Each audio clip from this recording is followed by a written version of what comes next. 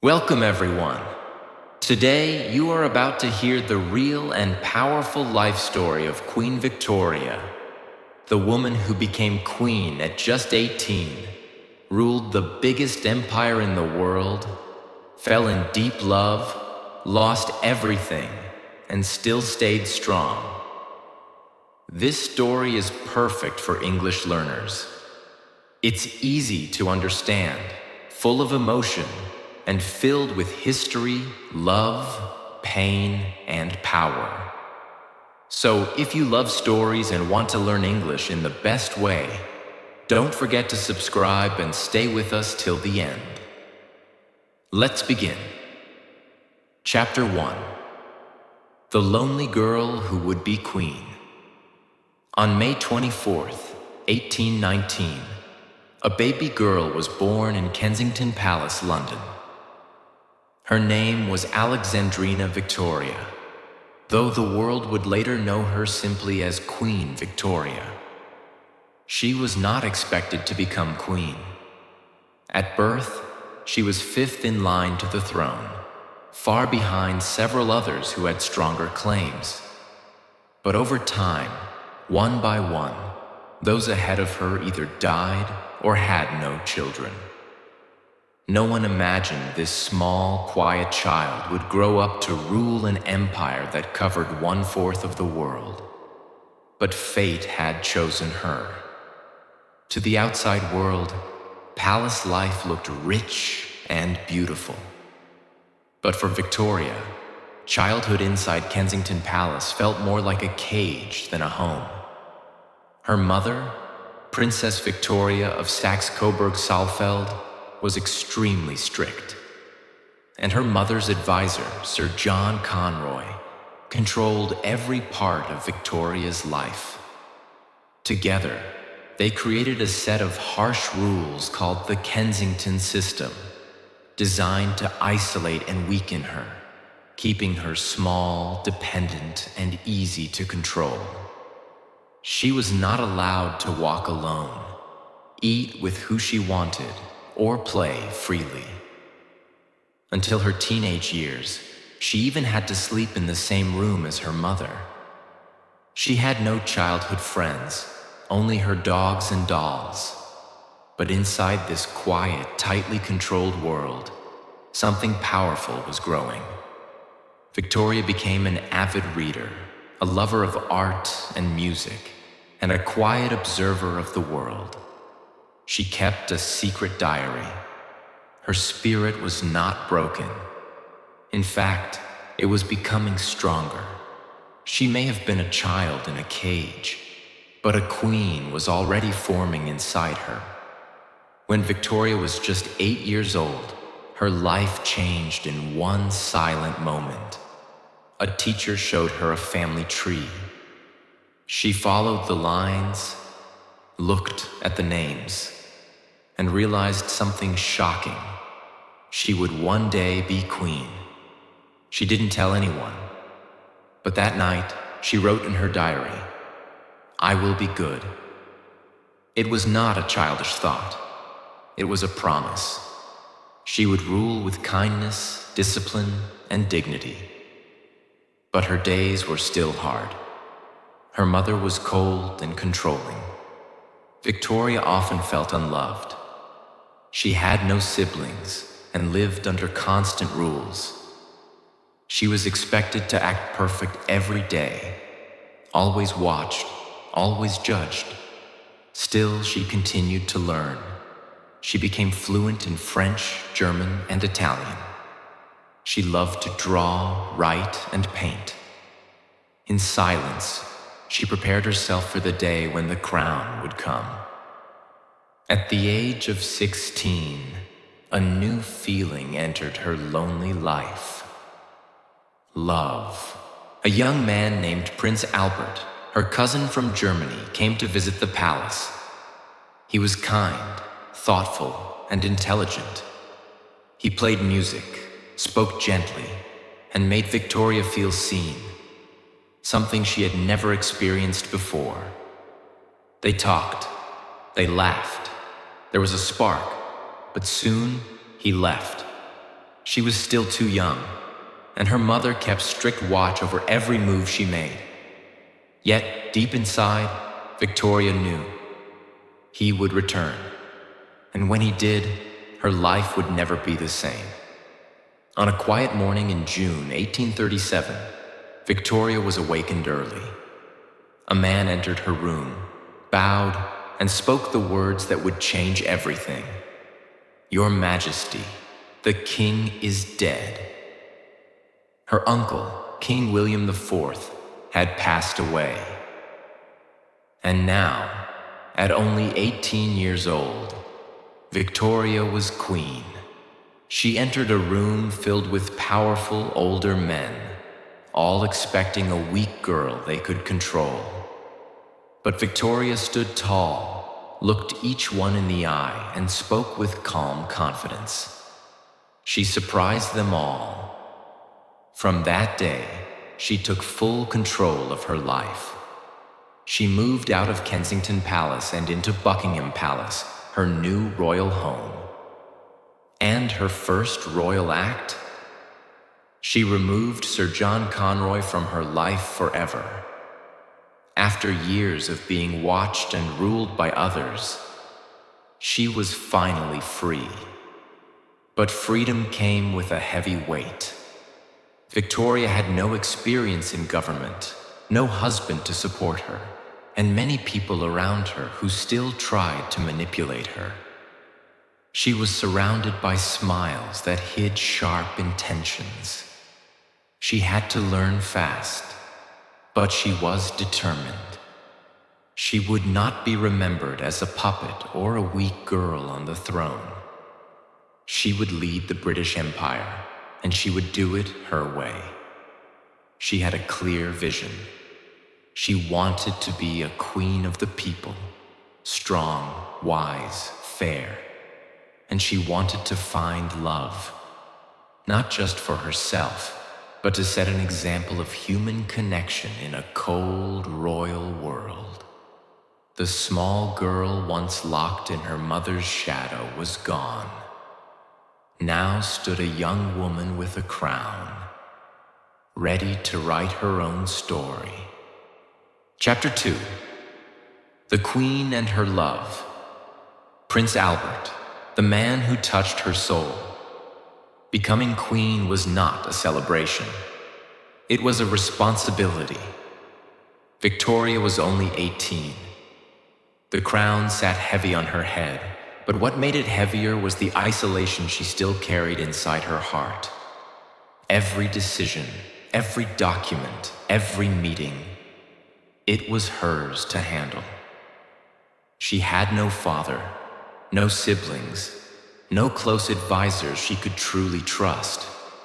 And even though she had removed Sir John Conroy and escaped her mother's shadow, she was still a young woman alone, running a massive empire where one wrong move could shake the world. She needed someone, not just to rule beside her, but someone to stand beside her heart. One morning, a letter arrived. It was from her uncle Leopold, King of Belgium, the same man who had suggested years ago that Victoria might be a good match for his nephew, Prince Albert. Victoria's heart skipped. She had met Albert before, when she was just 16. He had soft eyes, a quiet voice, and a thoughtful spirit. She never forgot his gentle presence. Now her uncle was reminding her, he is ready to visit again. That night, Victoria couldn't sleep. She didn't know it yet. But she was about to meet the man who would completely change her world. On October 10th, 1839, Albert returned to London. The moment he entered Buckingham Palace, something magical happened. Victoria saw him, and she couldn't stop smiling. She later wrote in her diary, "It was with some emotion that I beheld Albert. It was love at first sight. And for the first time in British history, a queen proposed to a man, Yes, Victoria didn't wait. She asked Albert to marry her. Because she was queen, only she could propose. And she did it boldly, honestly, from her heart. Albert said yes. He loved her too. On February 10th, 1840, Queen Victoria wore a beautiful white gown. A gown so iconic that it started a tradition still followed today. White wedding dresses. Yes, Victoria was the first royal bride to wear all white, symbolizing purity, love, and a new life. As she walked toward the altar, her heart was pounding. Not from fear, but joy. Albert stood waiting, wearing a uniform that made him look like a prince from a storybook. But this was not just a royal marriage. This was real love. When they held hands and said their vows, the entire empire felt it. This wasn't political. This was emotional. After the wedding, Victoria wrote in her diary with overwhelming joy, "I never spent such an evening. My dearest, dear Albert. His great love and affection gave me feelings of heavenly love and happiness I never could have hoped to feel." For once, she wasn't a lonely girl. She wasn't just a queen. She was a wife, a woman in love. But marriage wasn't just romantic. It was a partnership. Albert had no official power. He wasn't king. But he became Victoria's most trusted advisor. He read documents with her, helped her understand politics, guided her when she felt overwhelmed, whispered calm thoughts when the pressure of ruling nearly broke her. He never tried to outshine her. He stood beside her, not in front of her. Victoria once said, "Albert is my everything, my husband, my support, my soulmate, my crown." Together they were unstoppable. In the next 17 years, Victoria and Albert had 9 children. 1. Victoria, the eldest daughter. 2. Albert Edward, later King Edward VII. 3. Alice, 4. Alfred, 5. Helena, 6. Louise, 7. Arthur, 8. Leopold, 9. Beatrice, the youngest. Yes, 9. Their home, Osborne House, was full of laughter, toys, books, and the sweet chaos of royal childhood. Albert loved science, education, and order. Victoria loved emotion, art, and affection. Together, they taught their children discipline and love. They wanted their children to be royal but human, not cold like the royals of the past. But raising 9 royal kids wasn't easy. Victoria often wrote in her diary about post-birth depression, loneliness during childbirth, and struggles as a mother. Yet Albert was always by her side, calming her, supporting her, making her feel strong again.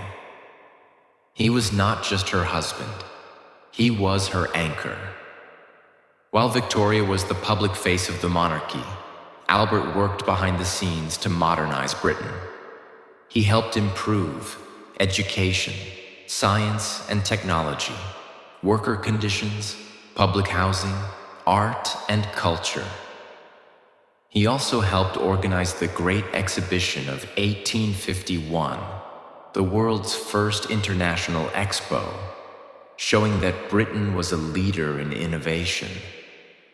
This event changed how the world saw the British Empire. Albert was not just a pretty prince. He was a builder of the modern world. Despite the fame, the duty, and the power, Victoria and Albert were still just a man and a woman who loved being together. In the evenings, they would sit and read books, play piano, walk in gardens, laugh about politics, talk about their dreams. Victoria often said, When I am with Albert, I am just Victoria, not Queen Victoria, just me. Their love was simple but deep. They didn't rule from fear. They ruled from partnership, trust, and devotion. But no love story is perfect forever. Albert had a weak body. He worked too hard, too many long nights, too much stress. And slowly, his health started to fade. Victoria noticed. His hands became colder, his skin pale, his smiles less bright. She begged him to rest. He didn't listen. He said, "There is still so much to fix in this world." She didn't know it yet, but the love of her life was slipping away, and her heart was about to face the deepest pain it had ever known. The year was 1861. Prince Albert was only 42 years old. It started like a normal winter. Albert had been working too much again. His schedule was full of political documents, charity meetings, letters, and more work for the Empire exhibition. He rarely slept. He often skipped meals. His body was tired, but he never stopped. Then, one day, he caught a cold. But it didn't go away. Instead, it got worse. He had chills, fever, body pain. And he looked pale, like the color had been drained from his face. Doctors came. They didn't know what it really was. They guessed typhoid fever, an illness caused by dirty water, but no one could be sure. Victoria stayed by his side. She held his hand. She prayed. She cried in secret. But deep down, she refused to believe he could die. How could he? He was her everything. On December 14th, 1861, the nightmare became real. Albert opened his eyes one last time. He whispered something. Victoria leaned in close. "It is too dark to see," he said softly. And then, he was gone. The love of her life. The man who stood beside her, not above her. Her husband, her best friend, her teacher, her calm, her mirror, gone. The palace turned silent. The empire held its breath. And Victoria, she didn't scream. She didn't collapse. She just disappeared inside herself. From that moment on, Queen Victoria never wore color again. She dressed only in black. Every day, every season, every year, she removed all the bright things from her life. Flowers, music, parties, all gone. Even her curtains were black. Her jewelry was black. Her thoughts were black. She didn't cut her hair. She didn't attend balls. She didn't smile. She became a ghost in a crown. Victoria built a private temple of sorrow inside her heart, and she locked herself in. She moved away from the palace and began spending her time in quiet, hidden homes far from London. Most often she stayed at Osborne House on the Isle of Wight, Balmoral Castle in the Scottish Highlands. She didn't want to be seen. She didn't want to rule. She just wanted to be left alone with her grief. For more than 10 years, Victoria almost disappeared from public life. She stopped attending Parliament. She avoided all major public events. She refused to open Parliament sessions, something every monarch does. The newspapers began to ask, "Where is our queen?" And the people? They began to lose faith in her. For the first time in her reign, the British people were angry. They called her the Widow of Windsor, the Invisible Queen, the Mourning Monarch. Cartoons mocked her. Critics said she was selfish for hiding. Politicians demanded she do her duty. But they didn't understand. She wasn't just mourning a husband. She was mourning half of herself. Albert had not just been a man in her life. He had been her eyes, her ears, her confidence. Without him, she didn't know who she was anymore. Her children were also grieving. But Victoria, drowned in her own sadness, struggled to comfort them. She especially became cold toward her eldest son, Albert Edward, the future king, known as Bertie. She blamed him for Albert's death. Why? Because a few weeks before Albert died, Bertie had been caught in a scandal involving a young actress. Albert had gone to speak with Bertie about it, hoping to calm him. Victoria believed the emotional stress from that visit weakened Albert's health, leading to his death. She could never forgive her son fully. This caused a long, painful distance between mother and son, one that lasted for decades.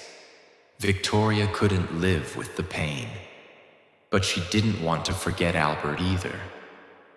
So she began to build statues, portraits, and memorials all across the country to keep Albert's memory alive.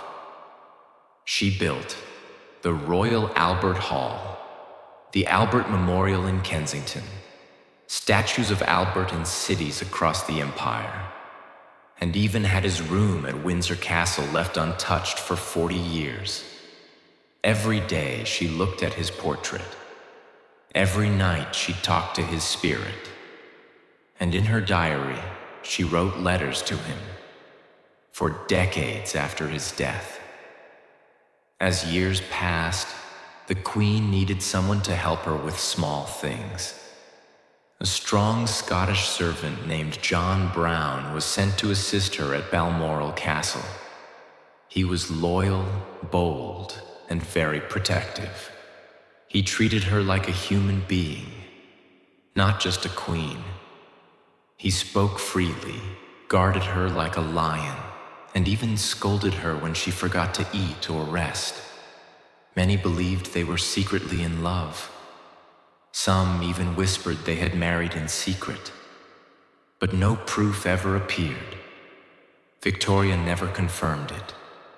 But she did love him, in her own way. Not like Albert, but as a companion.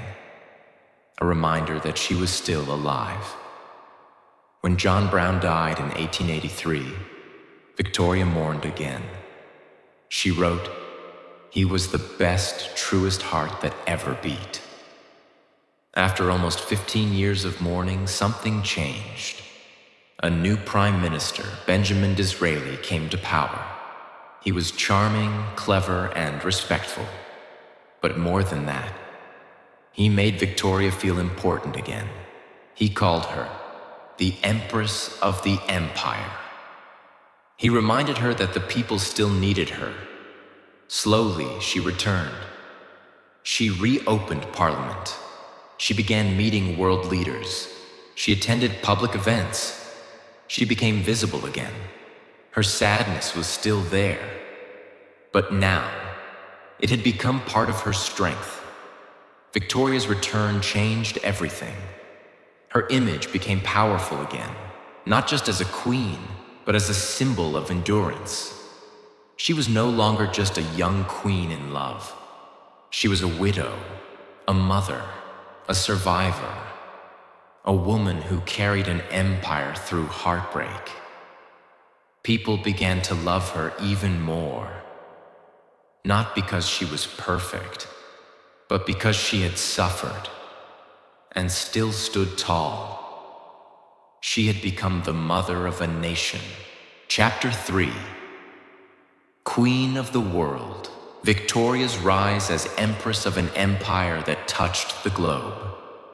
After years of darkness, mourning, and hiding, Queen Victoria stepped out of her grief. Not because the pain disappeared. It never did. but because something greater pulled her forward. Her country, her people, her destiny. She knew she could not spend her whole life in black clothes and sadness.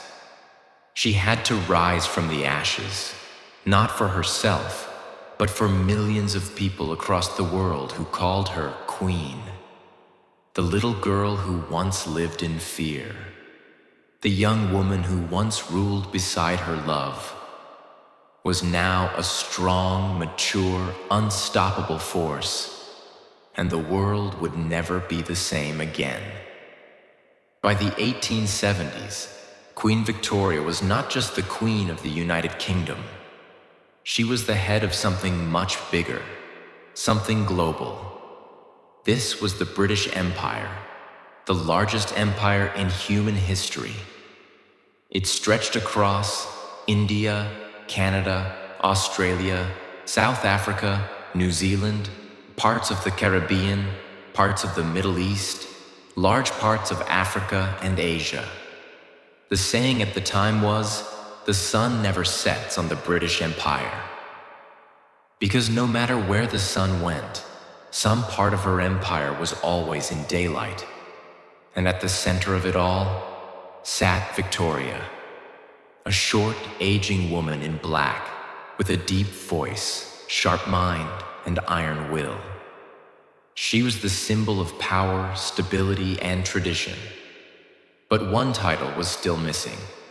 In 1876, something historic happened. The British government, under Prime Minister Benjamin Disraeli, a close supporter of Victoria, decided to give her a new title, Empress of India. Why India? Because India was considered the jewel of the empire, a land rich in culture, resources, beauty, and history. But it was also deeply controlled by the British. By calling Victoria the Empress of India, Britain wanted to show power and unity. Victoria loved the title. To her, it wasn't just a political move. It was something spiritual. She felt a deep, strange connection to India, even though she had never visited it. She began to fill her palace with Indian art, fabrics, servants, and languages. She even started learning Urdu and Hindi with the help of her Indian attendant, Abdul Karim, who would later become one of the closest people in her life. We'll talk more about him soon. For now, Queen Victoria had gone from a heartbroken widow to a global empress. But Victoria wasn't just ruling over lands. She was also ruling over bloodlines. Her 9 children were not just sons and daughters. They were future kings, queens, and rulers. She arranged strategic marriages that connected her family to almost every royal house in Europe. Her grandchildren married into the German Empire, the Russian Empire, the Greek monarchy, the Norwegian and Swedish royal families, the Spanish throne. Because of this, Victoria became known as the grandmother of Europe. But these marriages weren't just romantic. They were political weapons, meant to keep peace, create alliances, and grow British influence. Victoria was always watching. She wrote letters to her children and grandchildren almost every day, advising them, warning them, controlling them. Her family tree looked like a royal map of Europe. But this deep connection would later create danger, especially during World War I, when her grandchildren would fight each other from different countries. But that's a story for later. Victoria never joined politics directly, but her presence was powerful. She outlived 7 prime ministers, from Lord Melbourne, her first teacher in politics, to William Gladstone and Benjamin Disraeli, her 2 most famous leaders. Disraeli once called her the only woman in the world I truly bow before. She loved him, not romantically, but politically. He treated her like a human being, not just a symbol.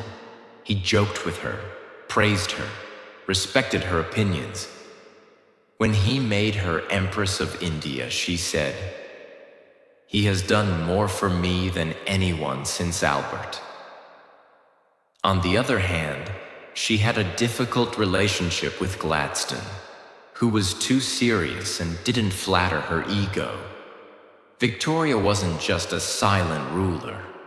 She wrote notes, asked tough questions, gave advice, and when she didn't like a law, she let it be known. She was still the soul of the monarchy. And even though the British system was becoming more democratic, no one could ignore her. She had become a silent pillar, the kind that holds up a massive building without making a sound. In 1887, during her Golden Jubilee, 50 years as Queen, India sent servants and gifts to celebrate. Among them was a tall, young Indian man named Abdul Karim. He was meant to serve as a simple waiter, but he ended up becoming Victoria's closest companion in her final years. She called him Munshi, which means teacher. He taught her about Indian culture, food, language, and spirituality. He read Urdu poems with her. He brought her Indian food. He helped her write in Urdu. He even gave her news from Indian newspapers, helping her understand her empire better. But the palace didn't like him. The royal household, especially her children and courtiers, hated Abdul. They were racist, jealous, angry that a poor Indian man had such influence. But Victoria didn't care. She protected him. She gave him gifts, land, titles, and kept him by her side until the day she died.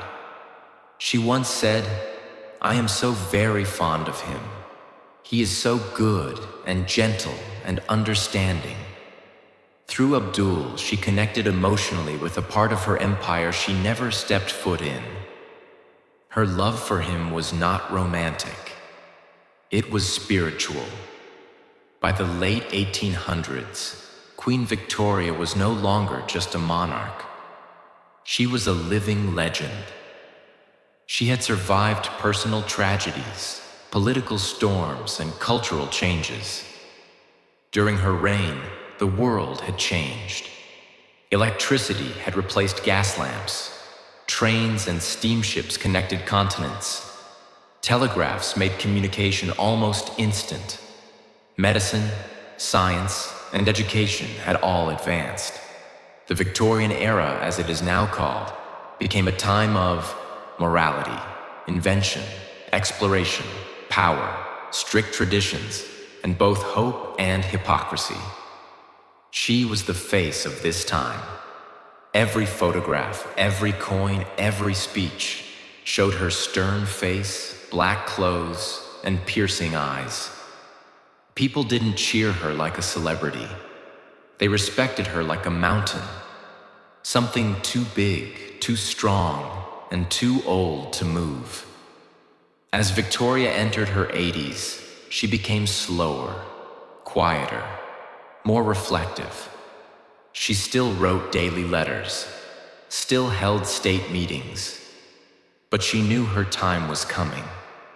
She wrote often about Albert, still speaking to him in her diary. She wrote about her painful legs, fading eyes, and heavy heart. Yet she never gave up her duties. Even in old age, she was working for the people, for the empire, for the memory of her love. She had ruled for over 60 years, longer than anyone before her. But the final chapter was near. Chapter 4, the final goodbye. The end of a queen, the birth of a legend. She had outlived her husband, many of her children, most of her friends, almost all the people who crowned her queen. She often said quietly, "I am tired of life."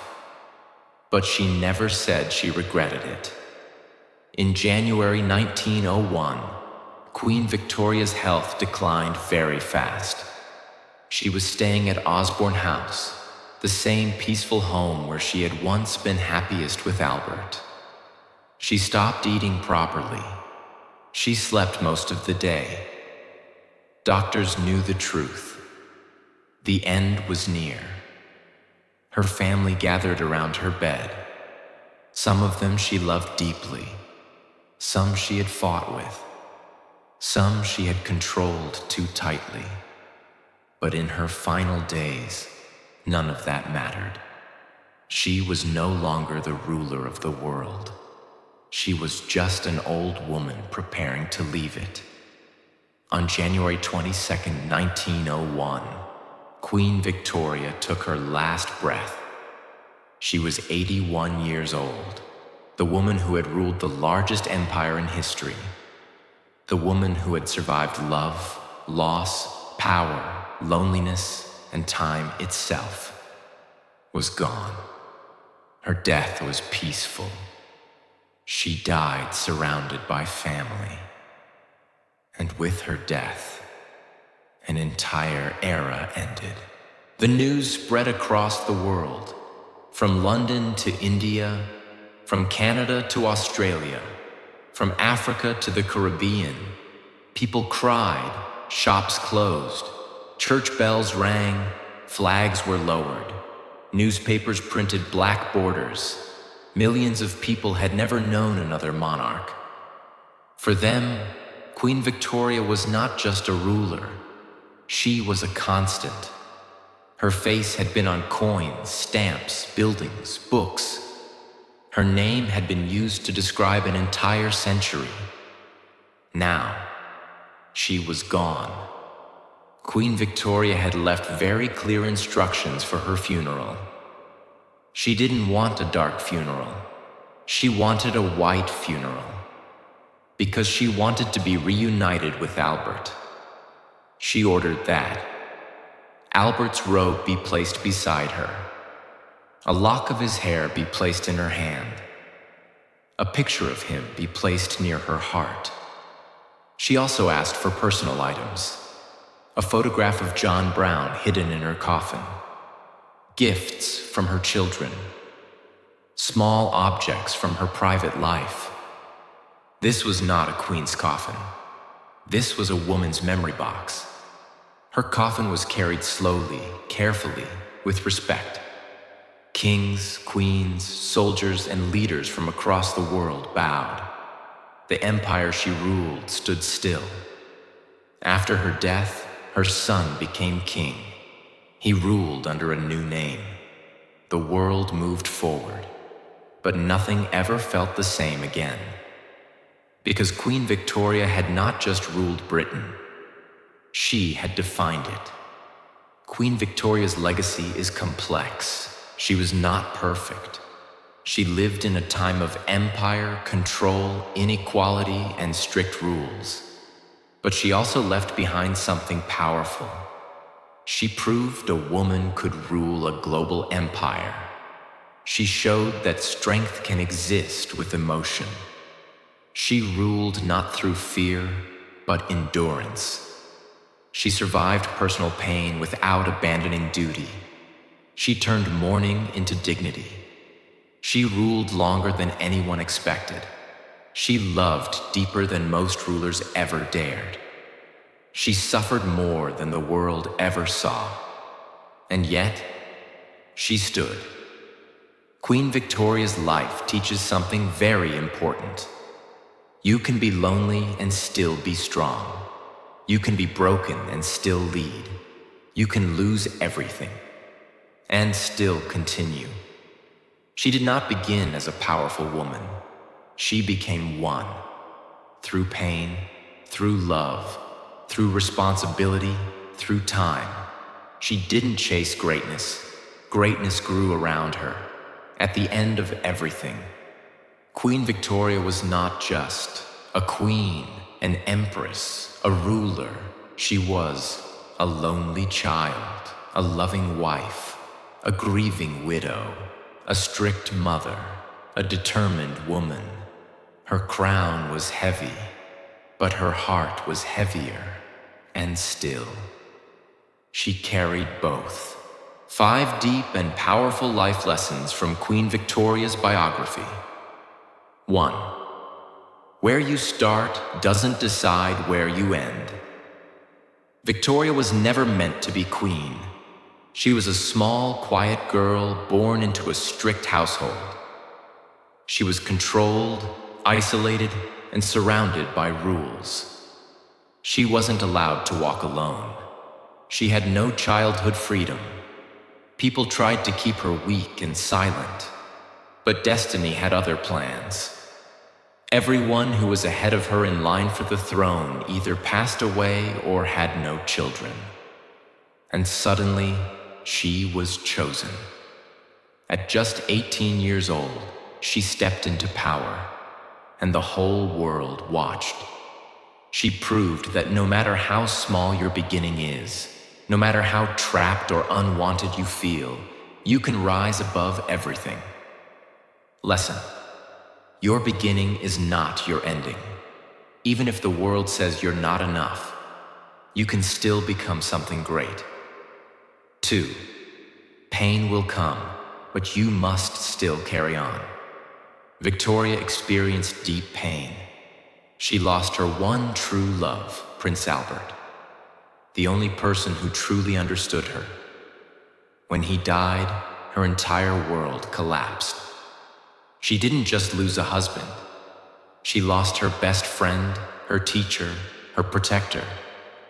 She fell into deep sadness for years. She wore black for the rest of her life. She disappeared from the public. People thought she would never come back, but she did. She came back stronger, not because the pain went away, but because she learned to carry it and still do her duty. Lesson: life will break you. You will lose people. You will face heartbreak. But don't stop living. Don't stop showing up. You can be sad and still be strong. 3. Love is not a weakness. It's your power. Queen Victoria didn't rule alone. She had Prince Albert, her true partner in life and leadership. He helped her become better. He guided her, supported her, and stood beside her. Not in front, not behind, but beside. Together, they built a strong family, a modern image of royalty, and a partnership that was full of respect and balance. She loved him deeply, and when he died, she never stopped loving him. Her heart ruled just as much as her crown did. Lesson: real love doesn't make you weak. It makes you powerful. Surround yourself with people who bring out the best in you. People who walk beside you, not ahead of you. 4. You don't have to be loud to be powerful. Victoria was not loud. She didn't give long speeches. She didn't stand on stages with big words. She ruled with grace, letters, silence, and consistency. She built trust by being calm, steady, and always present, even through grief and old age. People didn't follow her because she shouted. They followed her because she stood firm. She kept her promises. She showed the world what dignity looks like in silence. Lesson: you don't need to scream to be heard. You don't need to shine the brightest to be seen. Sometimes, quiet strength changes more than loud noise ever can. 5. Your life can inspire generations. Without you even knowing, Victoria didn't chase fame. She didn't try to impress people. She focused on being strong, surviving heartbreak, ruling with care, and leaving something behind. Today, hundreds of years later, we still say her name. We still tell her story. We still live in buildings, cities, and systems influenced by her reign. She became the symbol of an entire century. The Victorian era.